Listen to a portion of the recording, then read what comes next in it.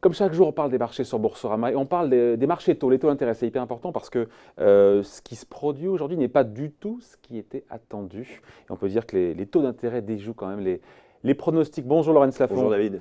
Laurence Lafont, donc rédacteur en chef de Lettres d'investissement. Propos utiles, encore une fois, voilà.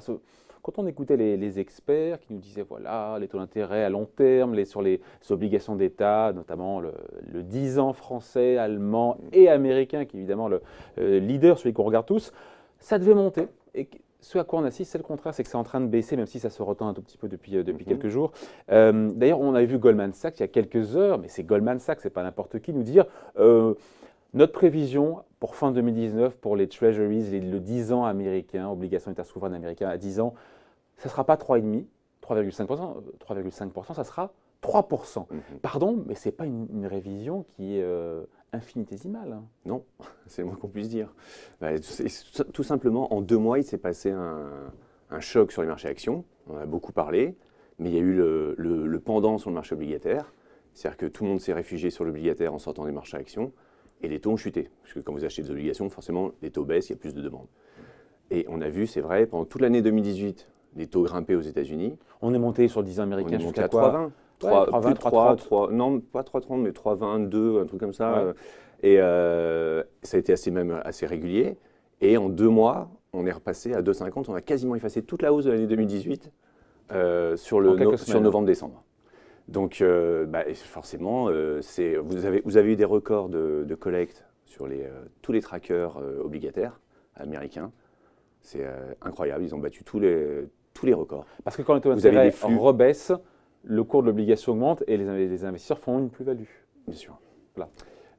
Vous savez que vous avez de la dette dans le monde qui est rémunérée à 0, voire à taux négatif. Elle avait tendance à diminuer, son montant de dette avait tendance à diminuer. En milliers de milliards d'euros. 5 000 milliards, quelque chose comme ça. On est remonté à 9 000. On pensait que tout ça était derrière nous. Qu'est-ce que ça revient vers des taux plus faibles. Qu'est-ce que ça nous dit? Quel est le message qui est envoyé par les marchés qui peuvent se tromper, même s'ils ont tous les jours raison? Ils n'ont pas toujours raison. Il y a eu un gros coup de stress, ça c'est sûr, en fin d'année, sur l'économie en fait.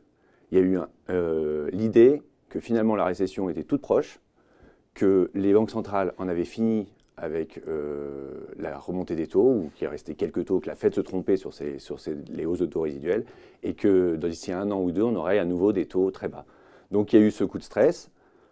Ça va, depuis une semaine, ça va un petit peu mieux. On voit que les marchés sont bien orientés aujourd'hui encore, parce qu'il y a eu justement une mise au point de la Fed, qui est venue par la voix de Jérôme Powell dire « Attendez, rien n'est gravé dans le marbre pour l'année qui vient.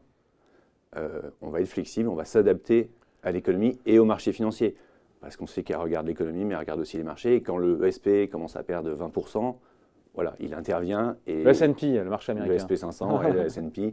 On voit qu'il intervient pour calmer le jeu et essayer de contrôler un petit peu la déroute. Donc là, ça va mieux parce qu'ils sont intervenus. Mais il y a eu quand même un gros moment de stress. Ouais. Donc, sauf que les marchés actions remontent depuis quelques jours.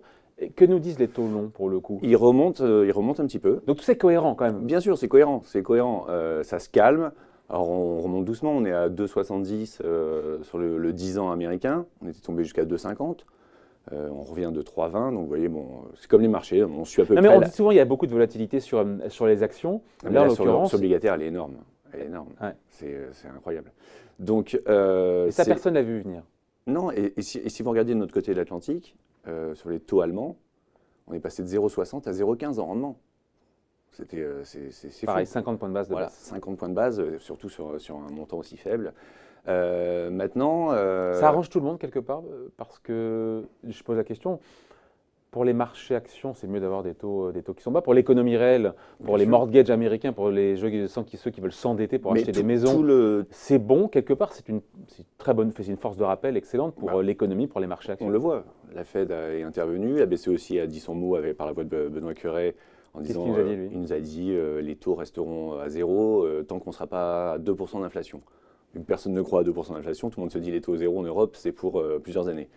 Donc, à partir du moment où ils sont intervenus pour dire ça, les taux. Pardon, je vous coupe, mais Ouais. ce que les messages donnés par les banques centrales sur les taux courts influent par capillarité sur la partie longue de la courbe et sur les taux d'intérêt à long terme, c'est ça? Plus sur le court, forcément, mais sur le long, vu qu'on pense que ça soutient l'économie et que les taux longs sont liés à l'économie, forcément, ça a un impact aussi. Alors après, on peut parler de l'aplatissement de la courbe des taux aussi, qui a été un sujet de fin d'année, parce en fait, la courbe des taux, vous avez la différence entre les taux courts et les taux longs.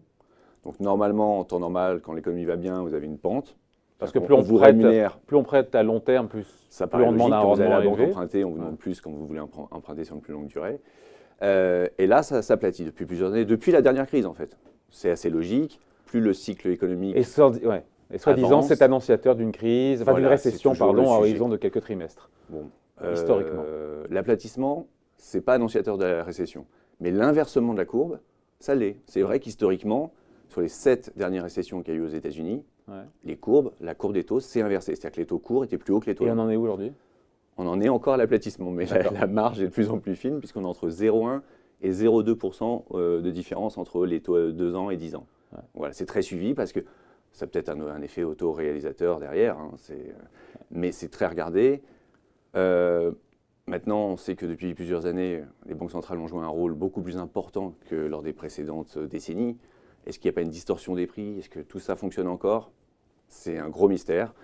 C'est pour ça que dans l'année qui vient, je pense que les banques centrales vont retrouver un rôle pas prépondérant, mais aussi quand même, vont se remettre en avant. Un rôle prépondérant. En même temps, elle marche sur des œufs, parce que la BCE n'a pas encore commencé son resserrement monétaire. La Fed a fait 8 ou 9 hausses de taux, et on a compris que 2019, il y en aurait au mieux une, peut-être deux, mais sûrement une. Je crois qu'on n'en sait rien. Honnêtement, David, on n'en sait rien, parce que 2018, c'était marqué dans le marbre. On savait qu'il y avait les hausses de taux de la Fed, on savait que la BCE retirait progressivement son assouplissement. Ça, c'est fait.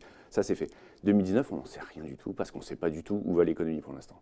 Il y a un gros doute, il y a un moment de stress. Je pense que les banques centrales n'en savent rien non plus. Donc on est passé, il y a encore 2 mois, on annonçait quand même 4 hausses de taux de la Fed. On en est à 1. Peut-être que dans 3 mois, on va nous dire la guerre commerciale, on a trouvé une solution, ça va beaucoup mieux, il y a moins de stress, on revient à 2, 3.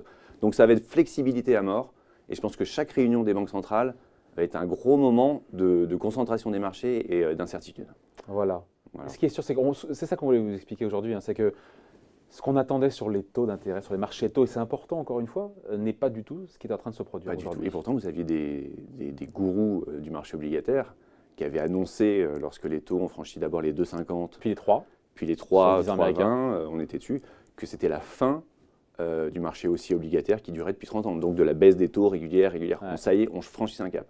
Alors peut-être que c'est qu'un accident de parcours, que cette fin d'année restera une parenthèse et qu'on va vite retrouver une hausse des taux. Mais bon, comme vous dites, Goldman Sachs ne voit pas un retour sur les taux, on revient à 3%. Une révision à la baisse de 50 points de base sur le 10 ans américain, c'est colossal. Hein. C'est colossal, oui. Ça intervient. Ça s'appelle une erreur de jugement. Ça intervient un petit peu après la course. Après la bataille. Donc, bon, mais merci pour ces explications. Donc, ça a signé Laurence Lafont, rédacteur en chef de Lettres d'investissement. Propos utile, tous mes vœux. Tous mes vœux également. Bye.